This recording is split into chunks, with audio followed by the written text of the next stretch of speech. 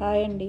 ఈరోజు నేను రోకలి, మిక్సీ, గ్రైండర్ ఏం లేకుండా ఒక వెరైటీ పచ్చడి చూపిస్తానండి. అది బ్యాచిలర్లు బాగా చేసుకోవచ్చండి.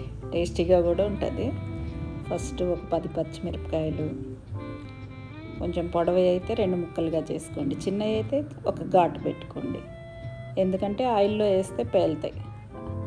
అలానే ఒక పెద్ద సైజు టమాటాలు ఒక 6 తీసుకున్నానండి. అవి కట్ చేసుకున్న తర్వాత 2 టేబుల్ స్పూన్ ఆయిల్ వేసుకొని జీలకర్ర, ఆవాలు, పచ్చిమిర్చి మనం కట్ చేసి పెట్టుకున్నవి, కొంచెం కరివేపాకు, సాల్ట్, పసుపు, ఇంగువ వేసుకున్న తర్వాత కొంచెం బాగా వేగనియ్యాలి. వేగిన తర్వాత టమాటా ముక్కల్ని కూడా అందులో వేసేయాలి.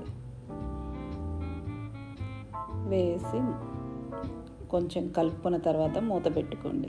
మనం సాల్ట్ వేసినందుకు నీరంతా బయటకు వచ్చి తొందరగా మగ్గిపోద్ది. మగ్గిన తర్వాత ఆయిల్ బయటకు వచ్చినప్పుడు దాంట్లో కారము, ఉప్పు చూసి సరిపోతే మళ్ళీ వేసుకోండి.